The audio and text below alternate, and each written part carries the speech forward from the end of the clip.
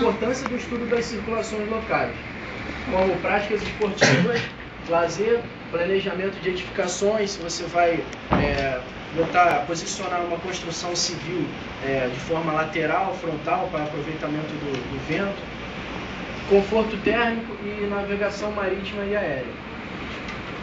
Bom, essa é uma vista da região metropolitana do Rio de Janeiro. Em destaque as 4 estações de Santa Cruz, Afonso, Galeão e Santos Dumont. E como o vento local depende de diversos fatores, se ela está posicionada próxima do oceano, se ela tem algumas cadeias montanhosas. São os fatores que mostram o comportamento da direção dos ventos em cada estação. Bom, essas são as representações das rosas dos ventos do Jordano, uma monografia de 2007, com dados de 2001 a 2005. Essa primeira rosa dos ventos é de Santa Cruz. Como vocês podem perceber, a predominância do vento de nordeste caracterizando uma brisa terrestre e a predominância do vento de sudoeste caracterizando uma brisa marítima. Nessa rosa dos ventos é a dos Afonsos, com a predominância do vento de sul, como também a do Santos Dumont, uma predominância do vento de sul, mas também tem uma de norte. E na estação do Galeão, que é a predominância de ventos de sudeste. Bom, o objetivo desse trabalho é estudar o padrão de ventos na estação de Santa Cruz, destacando a interação entre a escala sinótica e a escala local. Seria quando que a escala local prevalece, quando que a escala sinótica vai prevalecer. Metodologia e dados, eu peguei um período de estudo de janeiro a dezembro de 2009 para a estação de Santa Cruz e fizemos uma análise das rosas dos ventos e séries temporais das direções do vento provenientes da estação de Santa Cruz da RedMet Metar. E analisamos também as cartas sinóticas de superfície e gráficos de entrada de frentes frias provenientes do CPTEC. Bom, essa é uma tabela que mostra a entrada de frentes frias no ano de 2009 no Rio de Janeiro. Como vocês podem ver, alguns meses, janeiro, fevereiro, março, abril e novembro, não tiveram entradas de frentes frias. E alguns meses, 4 passagens de frentes frias. Então eu destaquei 2 situações sinóticas distintas, como fevereiro, que não houve entrada de frente, e julho, que passaram 4 entradas de frentes frias. Bom, esses são os resultados da rosa dos ventos em 2009 para a estação de Santa Cruz. Essa aqui é a rosa anual. Como vocês podem ver, a predominância de vento de nordeste e sudoeste, o que concorda com o trabalho do Jordano de 2007, essa predominância de vento de nordeste e sudoeste. E esse anual foi quebrado em períodos. Em madrugada e manhã, que tem uma predominância de vento de nordeste, que caracteriza bem a brisa terrestre, e de tarde e noite a caracterização da brisa marítima, os ventos de sudoeste. Bom, esse gráfico mostra a interação da direção do vento com os dias do mês de fevereiro. Esse é o primeiro período, que pega do dia 1º ao dia 10, e a gente pode ver as direções do vento, que aqui de 0 a 90 é a direção nordeste, e de 180 a 270 é a direção sudoeste. Que ela, no início do dia, ela predomina no nordeste, oscilando para sudoeste, e assim vai no decorrer desse tempo, tendo uma atuação da alta subtropical para leste a mais ou menos 10, 20 graus oeste, o que faz com que tenha essa predominância de vento pela parte da manhã de nordeste e sudoeste, tendo essa oscilação. Bom, essas são 2 figuras de carta sinótica. A primeira mostra o dia 1º de fevereiro, às 12h. A posição aqui da alta subtropical, ela está mais para cá, não dá para ver o núcleo dela. E do dia 8 de fevereiro às 12h também. Que a gente pode ver mais, a gente pode observar melhor aqui a posição da alta subtropical, já com o núcleo de 1019 hectopascais. E a gente repara também as frentes frias aqui, que elas não chegam a atingir o continente, elas só passam pelo oceano. Bom, o segundo período do mês de fevereiro, que pega do dia 11 ao dia 20, a gente percebe no início do período essa predominância de nordeste e sudoeste, tendo aqui a partir do dia 12 até o dia 15, essa oscilação aqui que não mostra muito bem definido a direção do vento. O posicionamento da zona de convergência exatamente em cima do estado do Rio de Janeiro, o que provoca essa perturbação sinótica aqui, que não mostra bem definido o padrão do vento típico, no caso nordeste-sudoeste. Um pouco depois, no dia 15, ela avança para São Paulo, com a tendência de voltar a essa direção nordeste-sudoeste. E nos próximos dias, na segunda metade desse período, a atuação da alta subtropical deslocada para oeste a mais ou menos 32 graus oeste, o que não mostra muito bem definido o padrão do vento nordeste-sudoeste. Tenta até voltar, mas não fica muito bem definido devido à posição da alta subtropical. Bom, essas são três figuras de cartas sinóticas. Uma no dia 14 de fevereiro, a gente percebe o posicionamento dessa zona de convergência exatamente em cima do Rio de Janeiro. No dia 16, ela avança um pouco para São Paulo, perdendo um pouco da sua intensidade.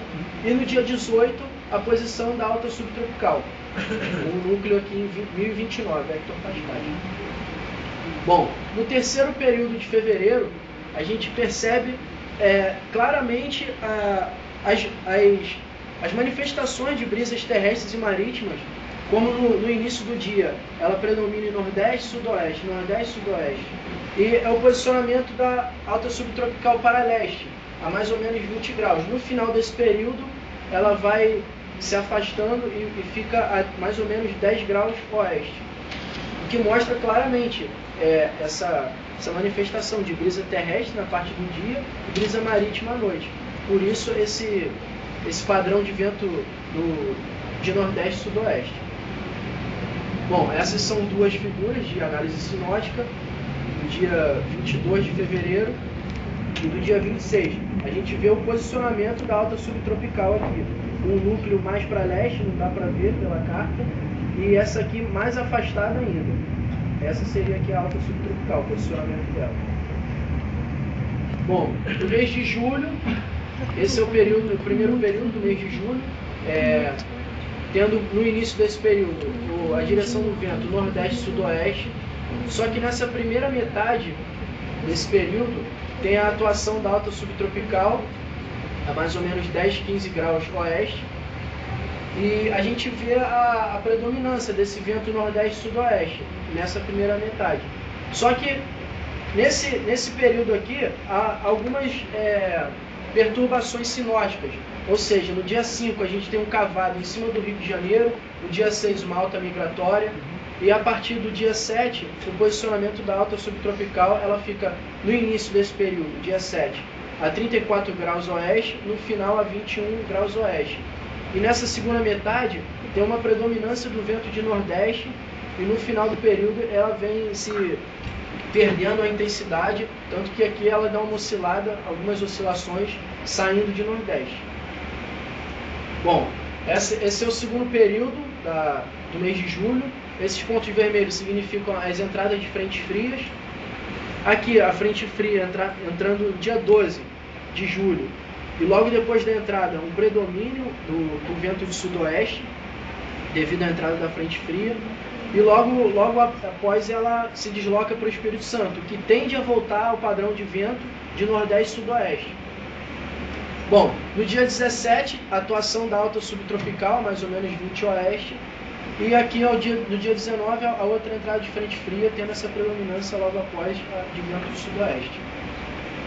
Bom, duas figuras mostrando a análise sinótica, a primeira do dia 13 de julho, a gente vê o posicionamento da frente fria aqui no Espírito Santo, onde a entrada de frente fria foi no dia 12 e no dia seguinte ela se movimentou para o Espírito Santo.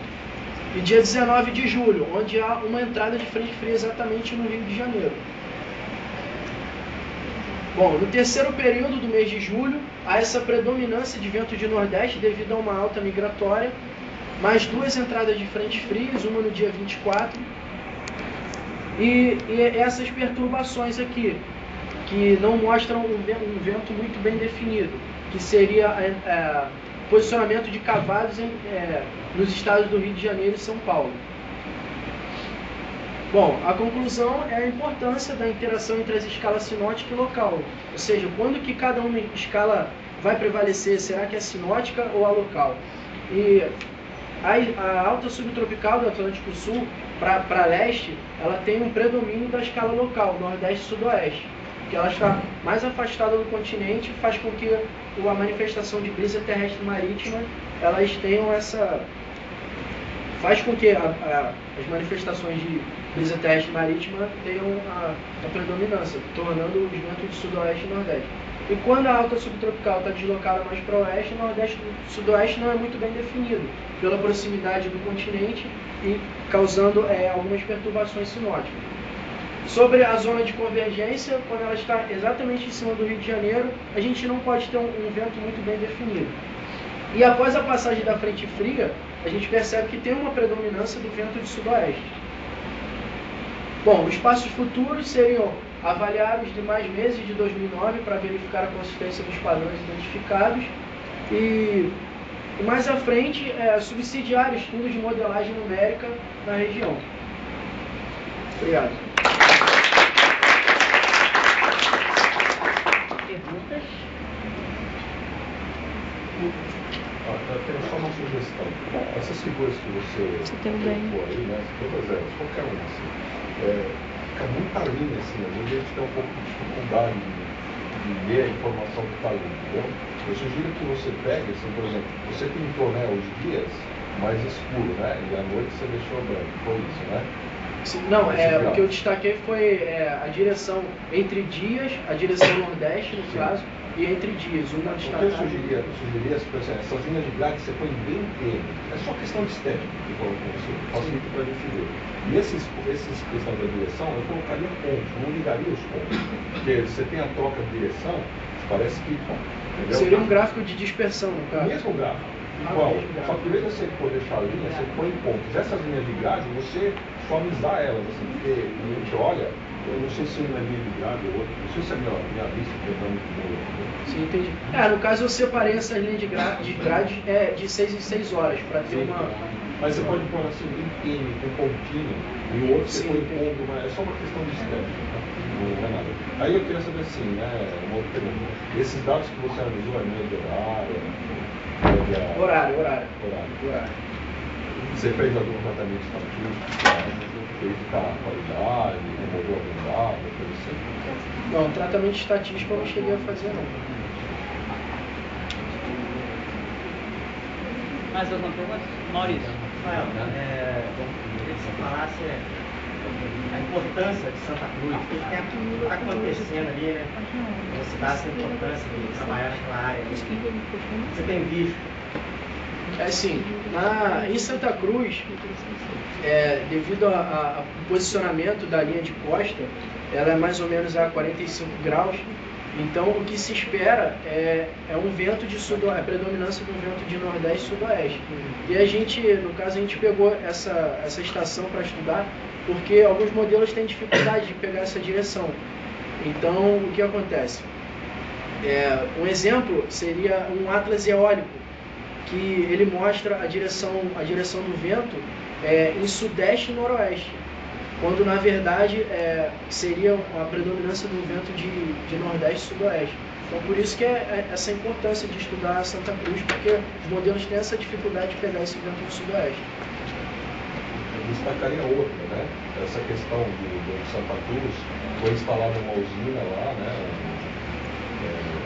Da CSN, junto com uma multinacional alemã e tal, e está ocasionando vários problemas de saúde da população. Estão absorvendo grafite ainda do processo produtivo. Então, por exemplo, é importante você saber o domínio do vento para saber para onde vai essa pluma. Tá? Isso aí é um problema ambiental grave que as autoridades têm meio que maquiado.